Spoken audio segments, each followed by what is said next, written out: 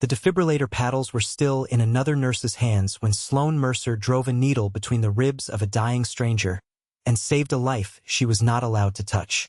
The trauma bay went silent except for the hiss of air escaping his chest. That long, ugly exhale that meant the pressure crushing his heart had finally found a way out. 2 doctors stood frozen against the cabinets. A surgical resident had his mouth open and no words in it. And the man on the table, gray as wet cement a heartbeat earlier, dragged in a breath that fogged the oxygen mask and opened his eyes just wide enough to find the woman leaning over him. Nobody in that room knew who he was yet. Nobody knew who she was either. They thought they did. They thought she was the quiet float nurse with the unremarkable face who never made trouble, the one whose name slid off the schedule and out of everyone's memory by the end of a shift. They were about to learn that the quiet ones are quiet for a reason, and that the reason is usually written somewhere in their past in a language the rest of us never had to read. Before we go any further, do me one favor. Stay with this story all the way to the end, because the moment everything turns is not where you think it is. Tap that like button so this reaches more people who need to hear it. And leave a comment telling me what city you're watching from.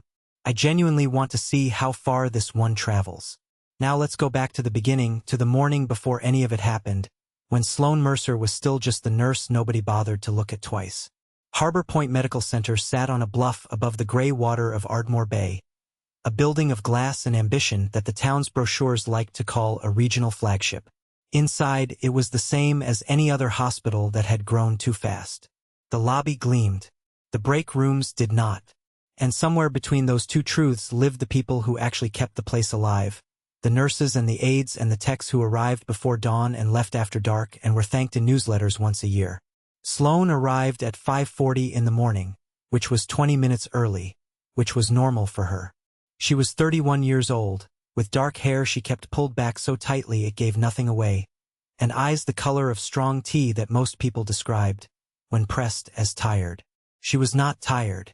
She had simply learned a long time ago that looking a little tired kept people from asking questions, and Sloane Mercer had built her entire civilian life around not being asked questions. She clocked in, checked the board, and counted 4 admits already waiting and a note that the night shift had run 2 staff short. None of this rattled her. She had a way of moving through chaos at a steady, unhurried pace that made other people slow down just by watching her, though if you had asked any of them whether Sloane was good at her job, most would have shrugged and said she was fine. Reliable, a little odd, kept to herself. "Morning, Ghost," Theo Park said, sliding a coffee across the counter toward her. Theo was 26, a paramedic-turned-ER tech who talked enough for 3 people and had decided within his first week that Sloane was the most interesting mystery in the building.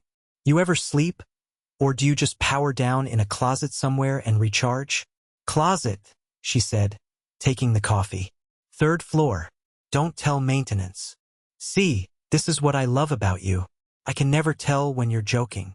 "That's the point, Theo." He grinned and trailed after her into the supply room, narrating his weekend the way he narrated everything, while Sloane restocked a crash cart with the absent precision of someone whose hands knew the work without consulting the rest of her. She checked the laryngoscope blades. She counted the chest tubes. She tested the suction. Theo thought she was being thorough. The truth was simpler and stranger than that. Sloane checked equipment the way other people checked their pockets for keys, an old reflex from a life where a missing piece of gear was the difference between a man going home and a man going in a bag. But Theo didn't know about that life. Nobody at Harbor Point did. That was the morning Dr. Preston Ackley decided to make an example of her, though he would never have called it that. He would have called it standards. Ackley was the chief of the emergency department, 48, silver at the temples, with the easy confidence of a man who had never once in his career been seriously contradicted. He had trained at good schools and he reminded people of it. He had a voice built for hallways, and he used it the way some men use cologne, generously and without considering whether anyone nearby wanted it. He liked protocol the way a card player likes a marked deck, which is to say he liked it most when it worked in his favor and forgot it existed the rest of the time. He found Sloane charting outside Base 6. "Mercer." He didn't look up from his tablet. "The 4 start on the chest pain in 4. That was you." "It was. You used a 20 gauge. Policies 18 for possible cardiac." Patient 79 with veins like wet thread. 18 would have blown on the first try and cost us a vein we might need. 20 held. It's running fine. Ackley finally looked at her, and there was a small, almost pleasant cruelty in his face. The look of a man who enjoys correcting people more than he enjoys being right. We have policies so that people who haven't earned judgment don't have to use it. You follow the line. You don't draw a new one because you have a feeling. It wasn't a feeling, Sloane said quietly. It's always a feeling, with the ones who think they're special. He tapped the tablet against his palm. You've been here 2 years and you still think this is about you and your instincts. It's about the institution. Get the gauge right next time or I'll write it up. We clear. Crystal, she said. He walked off pleased with himself, and Theo, who had been pretending to fold blankets 6 feet away, let out a low whistle. Man, he really hates you. He doesn't hate me, Sloane said, going back to her chart. He hasn't noticed me long enough to hate me. He just likes the sound of his own correction. That's a horrible way to live. It's a great way to live if you're him. She didn't tell Theo the rest of it, the part where she could have argued, where she could have said that she had started IVs in moving vehicles with one hand while pressing gauze into a sucking wound with the other, that she had run more codes in dust and dark than Ackley had run in his clean, bright building, that the reason her judgment was good was that it had been forged in a place where being wrong got people killed. She didn't say any of it. Saying it meant explaining how she knew it, and explaining how she knew it meant opening a door she had bolted shut for a reason. So she let him win. She let all of them win every day a little bit. It was the price of being left alone, and being left alone was the only thing Sloane Mercer had wanted since the day she came home. She had been a combat medic. 8 years, 3 deployments, an army uniform she had folded into a box and pushed to the back of a closet the week she got out. She had been good at it, better than good, the kind of good that gets you commended and gets you nightmares in roughly equal measure. And then one terrible afternoon she had not been able to save everyone, which is a sentence that sounds reasonable until you are the one living inside it. And after that she had decided that the only way to keep doing the work she loved was to do it somewhere no one knew her name. A civilian hospital in a small bay town. A quiet badge. A small life. It had almost worked. The morning rolled on the way our mornings do. A slow tide of the sick and the scared and the merely unlucky. A toddler who'd swallowed a button battery. A roofer who'd met the ground faster than he'd planned.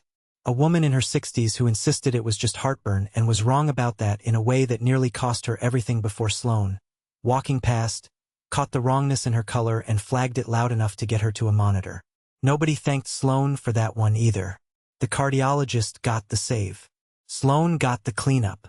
Camille Dorsey came through around 10, which was its own small weather system. Dorsey was the hospital's director of clinical operations, which meant she lived in the gap between the people who treated patients and the people who counted money, and she had long ago decided which side of that gap she answered to. She was sharp and polished and frightening in the specific way of a person who has never had to be wrong out loud. She carried a tablet covered in metrics and she read the department the way an auditor reads a ledger, looking for the red. Wait times are up 4 minutes from last quarter, she announced to no one and everyone. Door to provider is the number the board looks at. I need that number down. Her eyes passed over the staff without landing, over Sloane without slowing, the way water passes over a stone. Whatever you have to do to move people through, do it. Within policy. Within policy, Sloane repeated under her breath, and Theo snorted. You two should start a band, he said. Just you and Ackley and Dorsey, singing within policy, in 3-part harmony. I'd quit the band. You'd be the bass. You've got bass energy. She almost smiled. That was the thing about Theo. He kept finding the small crack in her and slipping jokes through it, and she let him because 2 years of being invisible had been quieter than she'd expected, and even a stubborn ghost gets lonely. She didn't know it yet, but the noise of that ordinary morning, Ackley's correction and Dorsey's metrics and Theo's terrible band, was the last ordinary thing that would happen to her for a long time. The day was already turning. She just couldn't hear it yet over the hum of the fluorescent lights. Came in at 11:17. The doors hissed and a man walked in under his own power, which was the first thing that fooled everyone because people who walk in are triaged behind people who are carried, and the rules don't make exceptions for the way a man's lips have started to go the wrong shade of gray.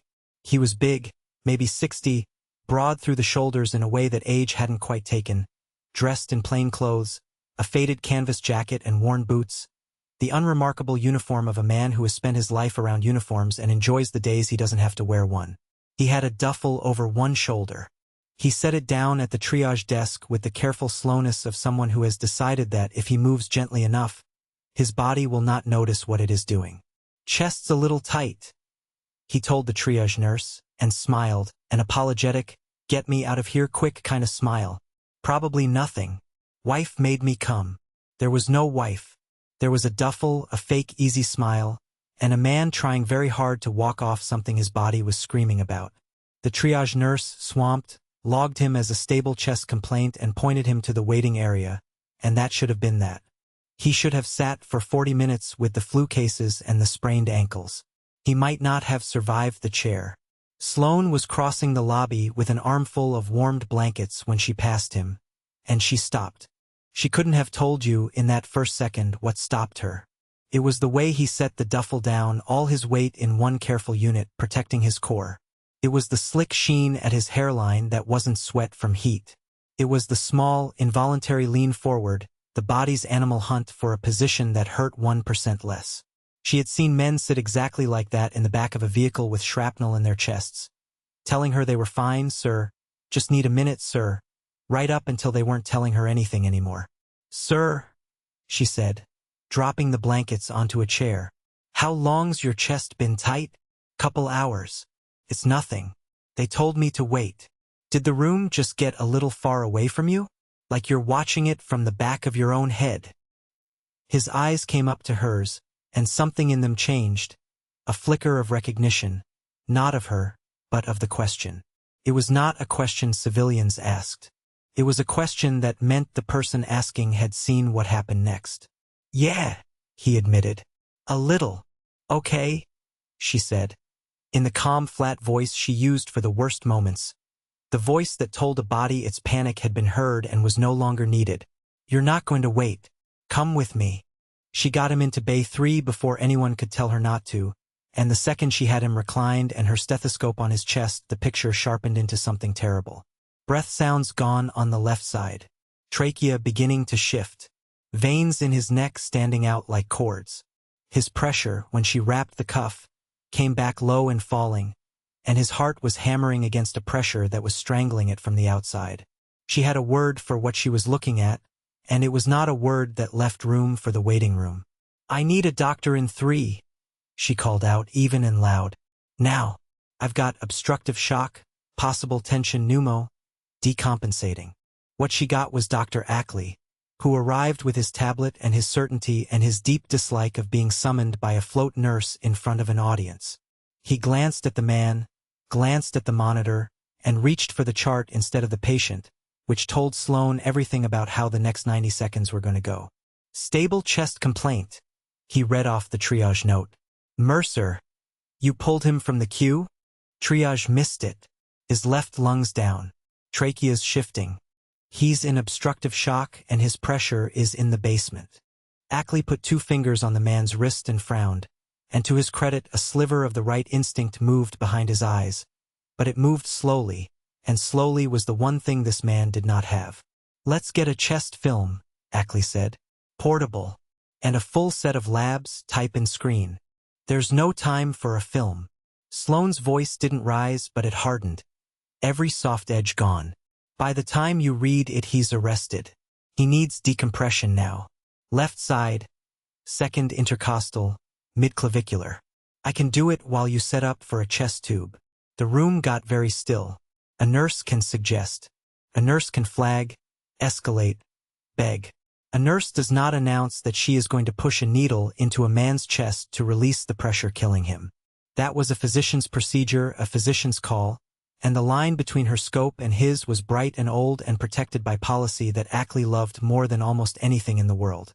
"You will do no such thing," Ackley said. "You are out of your lane, Mercer. Step back. Tech, get me that film." The monitor answered before Sloane could.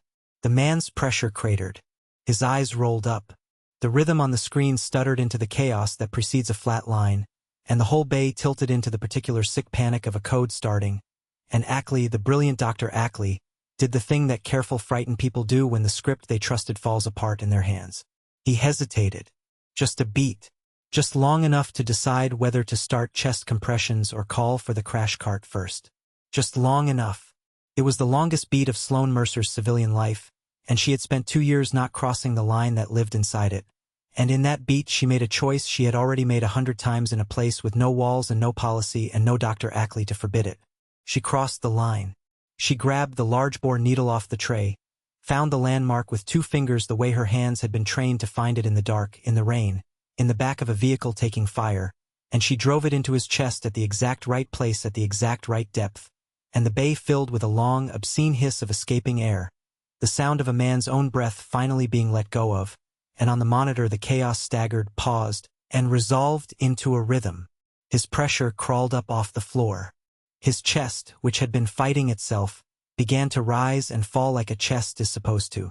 And the gray drained out of his face, and his eyes opened, and the first thing the dying stranger saw when he came back from the edge was the steady, unremarkable face of the nurse nobody ever looked at twice. He looked at her for a long moment, breathing, alive, and something moved across his expression that she was too busy to read. A flicker that was almost familiar, almost a question, before he closed his eyes again and let the oxygen do its work. That is the moment from the very start of this story. The needle and the hiss and the stranger's eyes opening. So now you know how he lived. What you don't know yet is who he was, and what it would cost her to have saved him, and how the worst day of Sloane Mercer's recent life was about to become the day that finally, after everything, set her free. Stay with me. We're just getting to the part that matters. For about 90 seconds, the bay was a place of pure function. Sloane held the decompression in place and talked the man's vitals out loud, and Ackley, shaken into competence, got a proper chest tube prepped and placed it, and the patient stabilized into the boring, beautiful numbers of someone who was going to make it. 2 years of resentment and 1 impossible minute, and Dr. Preston Ackley actually said, "Good landmark." Before he could stop himself, the closest thing to praise Sloane had ever gotten from him. It lasted exactly until Camille Dorsey appeared in the doorway. She had heard the code called overhead and arrived to find a float nurse holding a needle in a patient's chest, and her face did a thing Sloane would remember for a long time. A fast, clean calculation that skipped entirely over the living man on the table and landed on the word that mattered to her. Liability. You could watch it happen. The whole event reorganized itself in Dorsey's mind, not as a save but as an incident, and incidents had owners, and the owner was standing right there with a needle in her hand and a yellow stripe of seniority she'd never managed to lose. "Who performed that procedure?" Dorsey said. It was not a question. "I did," Sloane said. "You're a nurse." He'd have been dead in 30 seconds. "That is not your call to make." Dorsey's voice was quiet and absolutely even, which was worse than yelling. "Dr. Ackley, was this procedure performed at your direction?" And there it was, the second hinge of the day, the small crack through which a man's character pours out into the light. Ackley looked at Sloane. He looked at the patient, alive because she had ignored him. He looked at Dorsey, who controlled his department's metrics and his standing and his comfortable, unchallenged life. And Sloane watched him choose, the way she had watched men choose under pressure her whole career, and she knew his answer before his mouth opened. "No," Ackley said. "It was not. I instructed her to wait for imaging. She acted unilaterally and against my direct order." The silence in the bay had a texture to it. Theo, who had run the chest tube tray, went very still by the cabinet. The man on the table breathed his steady borrowed breaths and knew nothing of the small betrayal happening over his body. "Thank you for your honesty, Doctor," Dorsey said, and turned to Sloane with the serene finality of a woman closing a file. "Ms. Mercer, you performed an invasive physician-level procedure without authorization, against the explicit instruction of the attending.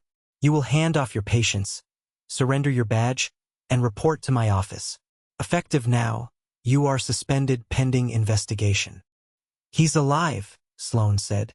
Came out flatter than she meant it. "I want that on the record. The patient is alive because of the procedure." "What's on the record," Dorsey said, "is that you broke protocol. Whether he lived or died doesn't change what you did. It only changes how lucky you got. There are sentences that tell you everything about a person, and Dorsey had just spoken one. Whether he lived or died doesn't change what you did. Sloane looked at her for a long moment, and then she did the thing she had trained 2 years to do. She let it go. She handed off her 2 other patients in clear, careful detail.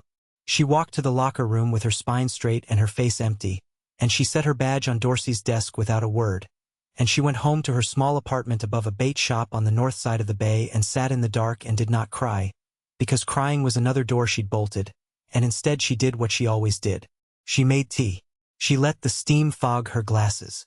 And she told herself, the way she had told herself 1,000 times, that she had done the right thing and that the right thing did not owe her anything in return. She believed it, too. That was the saddest part. She fully believed that this was simply how it went, that you saved a life and lost your job and the universe shrugged and moved on. She had no idea that the man whose chest she had opened was already 3 floors up in the intensive care unit, starting to ask questions in a voice that the entire hospital was about to learn it could not ignore. Because the duffel bag had an ID in it, and the ID had a name, and the name had stars. It started with the cars.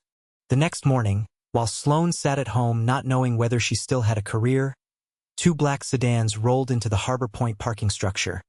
The kind of clean, anonymous vehicles that announce themselves precisely by trying not to. People got out of them. Some wore suits. 2 wore dress uniforms, dark navy with gold at the cuffs that caught the light, and they moved through the lobby with the unhurried certainty of people who have never once in their lives had to ask permission to be somewhere. The hospital noticed. Hospitals always notice. By the time the elevator carried the uniforms up to the intensive care unit, the rumor was already running ahead of them down every hallway, growing as it went the way rumors do.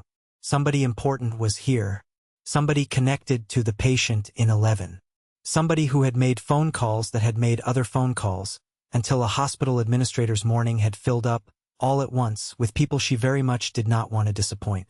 The woman leading them was Lieutenant Commander Priya Anand, 34, sharp-featured and unsmiling, with a folder under her arm and an expression that suggested she had been awake since before dawn and was running entirely on duty and black coffee.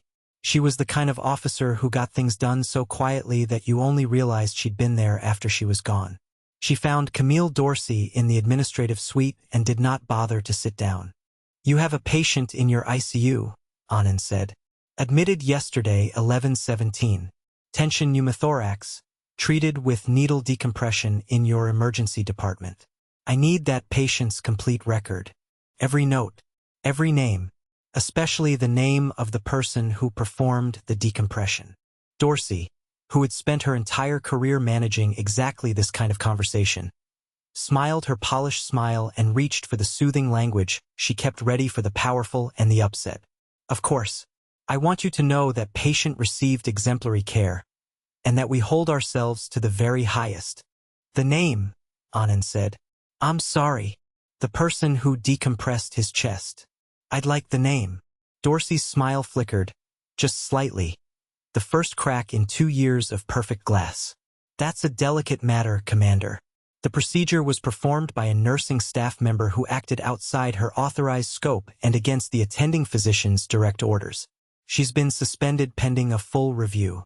I assure you the breach is being taken extremely seriously and that nothing like it." "Suspended," Anand repeated. Something happened in her face that was not quite a smile, a brief, dangerous lightning.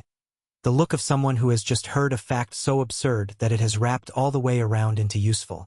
"Let me make sure I understand. A member of your staff correctly diagnosed and treated a life-threatening tension pneumothorax that your triage missed and your attending physician initially declined to treat. The patient is alive.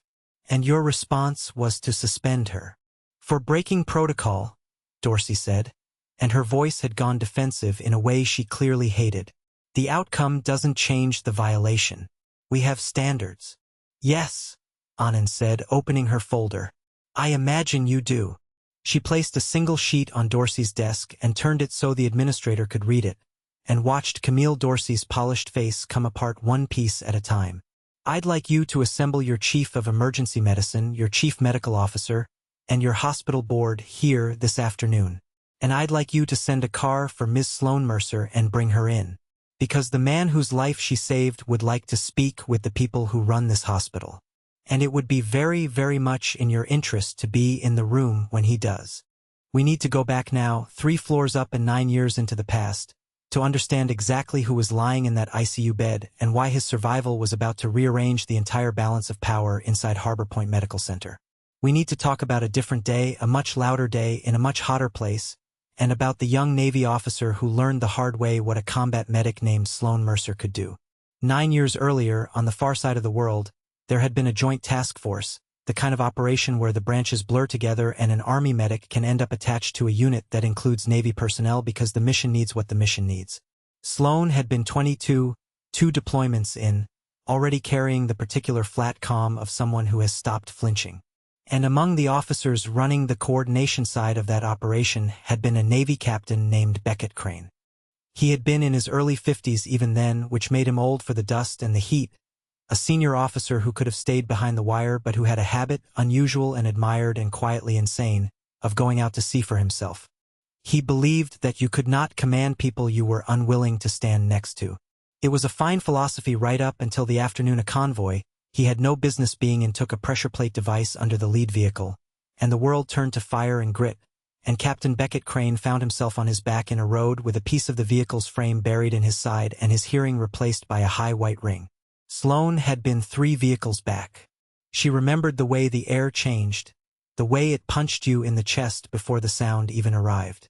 She remembered moving because moving was what she did, out of cover and into the open while the unit laid down fire, low and fast and absolutely certain that the next device, the next round, the next anything, simply was not a thing she could afford to think about. She reached the captain in the smoke and found him doing the exact thing the man in the canvas jacket would do 9 years later, trying to wave her off, telling her he was fine, telling her to see to the younger ones first. "Sir," she'd said, already cutting his gear away, already finding the wound, already deciding he was wrong about being fine. "With respect, shut up and let me work." And he had laughed, this graying captain with metal in his side and his blood in the dirt. He had actually laughed, because in the middle of the worst day of his life a 22-year-old medic had told him to shut up and he had recognized, with the clarity that sometimes comes in terrible moments, that she was the only person in 100 meters who was going to keep him alive. So he shut up. And she worked. She controlled the bleeding and managed his airway and held him together through the long brutal ride to a place with surgeons, talking to him the whole way in that flat calm voice, telling him about absolutely nothing, the weather back home, a dog she'd had as a kid, anything to keep him with her, because she had learned that a voice is a rope and that men in shock will hold onto a rope long after they've let go of everything else. He lived. He spent months putting himself back together, and he carried a scar along his ribs for the rest of his life, and he carried something else too, the memory of a young medic's face leaning over him in the smoke, and a name he made sure to learn before they transferred him out. Specialist Sloane Mercer. He had tried, in the years after, to find her, to thank her properly, the way you want to thank the person who decided you got to keep living. But the military is vast and people scatter, and by the time Beckett Crane had risen through the ranks, by the time the captain became a commodore and the commodore became a rear admiral and the rear admiral pinned on the 3rd star of a vice admiral, Sloane Mercer had vanished into civilian life and a quiet badge in a small bay town, and he had assumed, with real regret, that he would never get to close that particular circle. He had been wrong about that.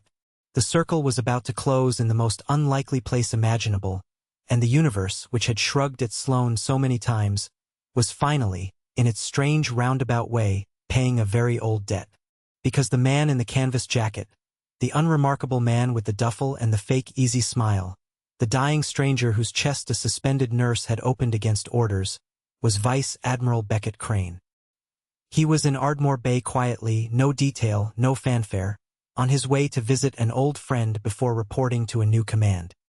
He had felt the tightness in his chest and done the foolish thing that tough old men do, decided to drive himself to the nearest hospital and not make a fuss, and he had walked into Harbor Point as a nobody and very nearly died as one. And the only reason he hadn't was that a woman whose judgment the hospital did not trust had trusted it anyway.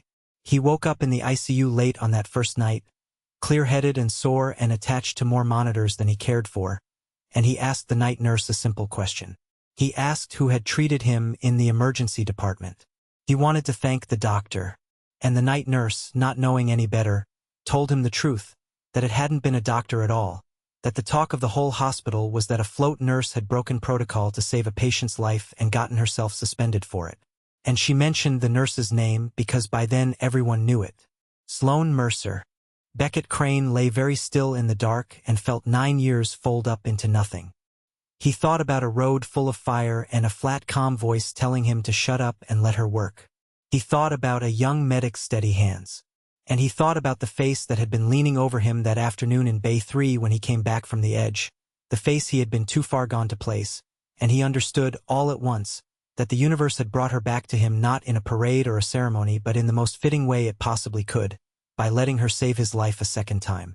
And then he thought about the word the night nurse had used, and his old jaw set in the dark. Suspended.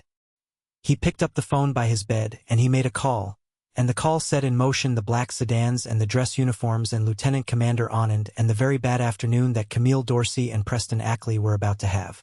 Because Vice Admiral Beckett Crane had spent his whole career standing next to the people he commanded, and he had a very particular, very personal objection to institutions that punished their best for the crime of being right. The car came for Sloane at 1 in the afternoon. She almost didn't answer the door. She had spent the morning updating her resume out of a kind of grim reflex, certain that her time at Harbor Point was over and half certain she was glad of it. And when a man in a dark suit knocked and asked if she was Sloane Mercer and said there was a vehicle waiting to take her to the hospital, her first thought was that they wanted her badge back in person, that Dorsey had thought of one more humiliation to administer. She nearly said no. Something made her say yes instead. Maybe it was curiosity. Maybe it was the part of her, never fully bolted away, that still believed the right thing was worth standing up for even when it cost you. She put on the cleanest version of being herself that she could find, and she got in the car. They did not take her to Dorsey's office. They took her to the boardroom, the big one on the top floor with the long table and the view of the bay, and when she walked in she found it full of people who, 2 days ago, would not have known her name. The chief medical officer. 3 members of the board, gray and expensive. Camille Dorsey, pale beneath her polish. Preston Ackley, standing stiff by the window with the particular look of a man who suspects the floor is about to open under him. Theo was there too, off to one side, summoned to give his account and looking at Sloane with an expression that hovered between terror and fierce, loyal hope. And by the head of the table, in dark navy with 3 gold stars at the shoulder, stood Lieutenant Commander Anand, and beside her, in a wheelchair he very clearly resented, wearing a service uniform someone had brought him and an expression of deep, dry amusement, sat the man from Bay 3. It took Sloane a full 3 seconds to recognize him, because she had never seen him conscious and clean and dressed. And then it took her another second, a longer one, because beneath the years and the wheelchair and the oxygen line there was a face she had last seen on its back in a burning road 9 years and half a world away, and the recognition hit her with physical force, the past and the present slamming together so hard she actually reached out and steadied herself on the back of a chair. Captain Crane, she said. The old rank, the one she'd known him by, came out of her before she could stop it. The man in the wheelchair smiled, and it was the same smile, older now but unmistakable, the smile of a man who had once laughed with metal in his side. Vice Admiral now, he said. But I'll take Captain from you, Specialist Mercer. You've earned the right to call me anything you want. He paused, and his voice roughened, just slightly. You've earned it twice now. The room did not understand yet. You could feel them not understanding, the board and the doctors and the administrator, all of them watching this exchange between a suspended nurse and a 3-star admiral and trying to fit it into a shape that made sense. Anand stepped forward to give them the shape. For those who haven't connected the pieces, she said, in the crisp, even voice of someone reading charges. The patient Ms. Mercer treated in your emergency department yesterday is Vice Admiral Beckett Crane. The procedure she performed without authorization, against your attending physician's instruction, the procedure that resulted in her suspension, saved his life. She let that sit for a moment. It is not, however, the first time she has saved it. 9 years ago, during a joint operation, then Specialist Mercer pulled then Captain Crane out of a vehicle strike and kept him alive under fire and through evacuation. She was decorated for valor for her actions that day, among others. The Admiral has spent 9 years trying to find the medic who saved him. He found her in your emergency department, suspended, for doing it again. The silence that followed had weight. Sloane could hear the bay through the windows, the distant cry of gulls, the soft electronic breathing of the Admiral's monitor. She watched the faces around the table rearrange themselves, watched the board members glance at one another, watched the chief medical officer's careful neutrality curdle into something colder as he turned to look at Dorsey and Ackley. It was the Admiral who spoke next, and when he did not raise his voice. He didn't have to. Some authority is loud. His was the other kind, the kind earned in fire, the kind that fills a room precisely because it refuses to shout. "I've spent 36 years in the service," he said, "and most of what I know about leadership I learned from people the system underestimated. Sergeants smarter than the officers they answered to. Medics who broke a dozen rules to keep my people breathing. The single most important lesson any of them taught me is this. When the moment comes, the only thing that matters is whether the person in front of you has the judgment to do the right thing and the spine to do it when it costs them." He turned his head, slowly, toward Ackley by the window. "Doctor, yesterday when I was dying on your table you reached for a chart. She reached for me.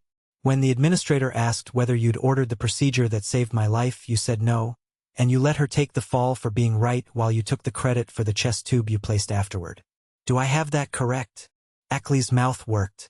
"Admiral, with respect, the procedure was outside her scope, and protocol exists for—" "I didn't ask you about protocol," Crane said, and there was iron under it now. "I asked you whether you let a woman who saved my life lose her job to protect yourself. You can answer the question I asked, or you can stand there and answer a worse one in front of your board. Your choice." Ackley did not answer. His silence answered for him. Crane turned to Dorsey next, and his voice gentled, which was somehow more frightening than the iron. "And you, ma'am, I'm told you said something yesterday I'd like you to hear back. You told Ms. Mercer that whether I lived or died didn't change what she did. That it only changed how lucky she got." He let it hang there in the air of the board room, in front of the people whose good opinion Camille Dorsey had built her whole life around. "I'm the man who lived. I'm the luck. And I am telling you, in front of your board, that I have commanded thousands of people across 3 decades, and I would have promoted Sloane Mercer over every single person in this room without a moment's hesitation, because she is the only one in it who did her actual job yesterday. The rest of you did paperwork. You could have heard a pin drop. You could have heard a heartbeat." Theo, off to the side, had both hands pressed over his mouth, and his eyes were shining, and Sloane realized with a strange far-off feeling that her own face was wet, that the door she had bolted years ago had finally, quietly, swung open, and she had not even felt it move. The chief medical officer cleared his throat and addressed the board, and his voice had the careful, rapid quality of a man getting ahead of a disaster. "I think it's clear the suspension was a serious error in judgment. I'd like to recommend it be vacated immediately, with full back pay and a formal apology, and that we open a separate review into the conduct of the attending physician and the handling of the incident by clinical operations." "I'd second that," said one of the board members, who had not stopped looking at Dorsey since the word lucky. And just like that, the thing that had taken 2 years to build, Sloane's careful invisibility, Ackley's easy authority, Dorsey's polished untouchable certainty, came down in the space of a single afternoon, not because Sloane had fought for herself, but because she had spent her whole life refusing to fight for herself, and the universe had finally sent someone who would fight for her. There is a lesson in that, somewhere, about how the people who are always saving everyone else are the worst at letting anyone save them. We'll come back to it. The meeting broke up into the particular chaos of an institution scrambling to correct itself. The board wanted statements. The chief medical officer wanted Sloane's account in detail. Theo crossed the room and hugged her hard enough to lift her off her feet, babbling something about how he'd told the board everything, how he'd refused to let them spin it, and Sloane held on to him and let herself, for one moment, be held. But the moment that mattered, the one she would carry, came after, when the room had mostly emptied and Anand had wheeled the Admiral to a quiet corner by the long windows and then, reading the air with an aide's perfect instinct, found somewhere else to be. For a while neither of them said anything. Below them the bay went silver under a breaking sky. "You told me to shut up and let you work," Crane said finally, not looking at her, looking at the water. 9 years ago. Worst day of my life. And a kid half my age told a captain to shut up. He smiled to himself. I've told that story 100 times. I always wondered if I'd remembered it right. If you were really as calm as I remembered. Or if I'd dressed it up. You remembered it right, Sloane said. You were that calm yesterday, too. I watched you. I was halfway gone and I watched you decide to ignore that doctor and I thought, there she is. I didn't know it was you. I just knew it was the kind of person you were. He turned his head and looked at her then, and his eyes were old and bright and unbearably kind. Why'd you leave, Sloane? The service. You were the best I ever saw. And here is where Sloane Mercer did a thing she had not done in 9 years. She told the truth to another human being. She told him about the afternoon she could not save everyone, the one that had finally found the edge of what even she could carry, the name she still said to herself sometimes in the dark, the way she had come home hollowed out and decided that the only way to keep doing the work was to do it where no one knew her, where no one expected her to be a hero, where she could just be a quiet pair of hands and never have to feel the weight of all those eyes again. Crane listened the way good commanders listen, completely without rushing to fix it. And when she was done he was quiet for a while, and then he said something she would think about for a long time afterward. You didn't fail those people, he said. You ran out of the one thing nobody gets enough of, which is time. I know the difference because I've spent 36 years standing over the ones we couldn't save and I've learned to tell the two apart. What happened to you wasn't a failure of skill. It was a failure of the universe to give you more seconds. And you punished yourself for it by hiding the very thing that makes you extraordinary. He gestured, with a hand that still had tape on it from the 4. You've been a ghost in this place for 2 years. And the one day you stopped being a ghost, you saved my life and they tried to throw you out. Doesn't that tell you something? You don't belong in the back, Sloane. You never did. She didn't have an answer for that. She didn't trust her voice.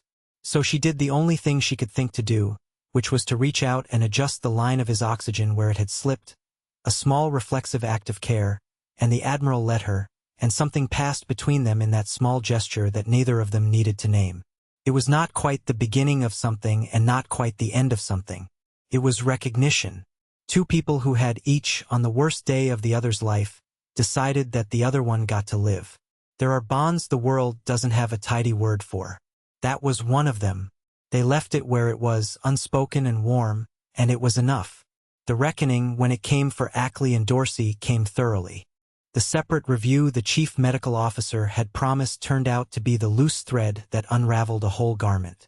Once the board started actually looking, instead of looking away they found a pattern, and the pattern had a shape that several nurses had been trying to point at for years. Ackley had a habit. When things went well, he was the brilliant chief who had directed it. When things went wrong, there was always a nurse, always a tech, always someone lower down whose name ended up in the incident report instead of his. Sloane's case had simply been the most flagrant version, the one too bright to spin, because the man whose life was at stake had 3 stars and a very long memory. Camille Dorsey's reckoning was quieter and in some ways crueler. The board did not fire her in the room the way they wanted to. Institutions move slowly even when they're ashamed. But the metrics she had lived and breathed turned against her, because it turned out that a culture where nurses learned to keep their heads down and never flagged the things the doctors missed was a culture that produced exactly the kind of near misses that boards lose sleep over. Her own ledger, the one she'd waved at the department for years, was full of red she had caused by teaching good people to be quiet. She was moved to a role with a longer title and no authority within the month, and within the year she was gone, and the word lucky followed her out the door because somebody had been in that room and somebody always talks. Ackley resigned before they could finish the review. He landed somewhere else, the way men like Ackley always do, but he landed lower, and the published papers and the easy hallway voice did not follow him quite as far as he'd assumed they would. The last thing he ever said to Sloane was in a corridor on his final day, when he stopped and almost said something and then settled for, "You knew the landmark cold." It was not an apology. It was the closest a man like that could come to one, the grudging admission that she had been better than him in the one moment that counted, and Sloane, who had spent 2 years swallowing his corrections, accepted it for exactly what it was and let him go. As for Sloane herself, the hospital did the thing institutions do when they realized they nearly threw away something precious. They tried to give her everything at once. The suspension vacated, the back pay, the formal apology read into the record. Promotion, offered twice. A new role designing trauma response protocols, building the very systems whose absence had nearly killed an admiral. There was even talk, briefly, of a press release, until Sloan killed that idea with a single flat look that Theo described afterward as the most terrifying thing he had ever witnessed in a hospital, and that was a man who had once watched a patient sneeze out a marble. She took the trauma role. Not because she wanted recognition, but because Crane's words had lodged somewhere in her and would not come out. You don't belong in the back. She had spent 9 years deciding she did, that the back was where she was safe, where she couldn't fail anyone in front of an audience. And it had taken a dying admiral and a broken protocol and a boardroom full of ashamed faces to make her see that hiding her judgment to protect herself was its own kind of failure, that all the lives she could have flagged and caught and saved in 2 years of keeping her head down were a quieter casualty than the one she'd been hiding from. So she stopped hiding. She built the protocols. She trained the new nurses, and the first thing she taught every single one of them was the thing the whole story had been about from the beginning. She taught them that protocol is a floor, not a ceiling. That the rules exist to protect patients, and the moment a rule starts protecting the institution at the expense of the patient, your job is not to follow the rule, your job is to do the right thing and be ready to stand behind it. She taught them to flag the wrongness even when the doctor outranked them, to trust the picture even when the chart disagreed, to find the landmark cold. And she taught them, gently, in a voice some of them found strangely calming without ever knowing why, that being underestimated is not a wound. It is a weapon. People will tell you everything when they think you're not a threat. They will leave the door unlocked when they think you're nobody. And then one day the moment comes and you stop being nobody, and the whole room finds out at once exactly who they were ignoring. Theo, who became her closest friend and the loudest champion of the trauma program, liked to introduce her at staff orientations as the woman who saved an admiral twice and got punished for it both times, before the system finally caught up to her. Sloan always told him to stop. He never did. And the truth was she had stopped minding quite so much, because somewhere in the long, strange arc of that one impossible week she had finally learned to let herself be seen. Beckett Crane recovered fully, the cantankerous way that tough old men do. He took the new command. But he came back to Ardmore Bay more than the geography strictly required, and the staff at Harbor Point grew used to the sight of a 3-star admiral in a faded canvas jacket sitting in the corner of the cafeteria with the trauma director. 2 people who didn't talk all that much, drinking bad coffee and watching the bay, comfortable in the particular silence of people who have already said the only things that ever really needed saying. What grew between them grew slowly and stayed mostly private, the way the best things sometimes do, a closeness that the rest of the world was free to wonder about and never quite got to read. They had earned that privacy. They left it where it was. One evening, near the end of a long shift, a new nurse, young and nervous and 6 months into a probationary badge of her own, made a call. A patient's numbers were trending wrong, slowly, the kind of slow that's easy to wave off until it isn't, and the attending wanted to wait for morning, and every instinct in the young nurse's body was screaming that morning would be too late. She found Sloan charting at the station and she asked, in a small voice, what she should do. She was so clearly braced to be told to follow the line, to document and defer, to keep her head down the way the building had always taught its newest people to do. Sloan set down her pen. She looked at the numbers. She looked at the frightened, certain face of the young nurse, and she saw, the way you see your own reflection in a dark window, a version of herself from a very long time ago, before the deployments, before the road full of fire, before the bolted doors, a person who still believed that doing the right thing was simple and was about to learn how complicated the world preferred to make it. You already know the answer, Sloan said. That's why you came to me. Your guts already made the call. You just need someone to tell you you're allowed to trust it. She stood up and reached for her stethoscope. So here it is. You're allowed. Now show me the patient, and we'll go be wrong together if we have to. But I don't think we're going to be wrong. They weren't wrong. They caught it. A life that would have ended quietly in the dark went home a week later instead, and the young nurse never forgot that night, the night she learned that the rules were a floor and not a ceiling, the night the quiet woman at the station taught her that the most important thing she would ever carry was the courage to act on what she already knew. She would teach it to someone else years later. That's how it travels. That's how it always travels, hand to hand, the quiet kind of courage, passed down by the people the world underestimated until the moment it couldn't anymore. Sloane Mercer had spent her whole life being the steady hands in the worst moment, the flat, calm voice that was a rope for other people to hold. It had taken a needle and a hiss and a dying stranger with stars in his duffel bag to teach her that she was allowed to be held too. That being seen was not a danger to survive but a gift to accept. That the right thing, the thing she had done 1,000 times expecting nothing back, sometimes every so often, in the strangest and most roundabout way, comes home to find you. She had broken protocol. They had suspended her for it. And the man she saved had turned out to be an admiral who spent 9 years looking for her, who came back from the edge of death to find the medic from the burning road standing over him one more time, and who refused, absolutely refused, to let the world go on pretending she was nobody. She was never nobody. She was the one who showed up. In the smoke and in the bay and at the station at the end of a long shift, she was always the one who showed up. And in the end, that turned out to be the only kind of hero the world has ever really had. If the story stayed with you, do me that favor I asked for at the start. Hit the like button so it reaches more people who need the reminder that the quiet ones are watching, and that the moment always comes. Subscribe so you don't miss the next one, because I've got more stories like this coming, the underestimated, the overlooked, the ones who break the rules for the right reasons and finally get their moment. And tell me in the comments, what city are you watching from? And have you ever had a moment where you trusted your gut against everyone in the room and turned out to be right? I read every single one. I'll see you in the next story.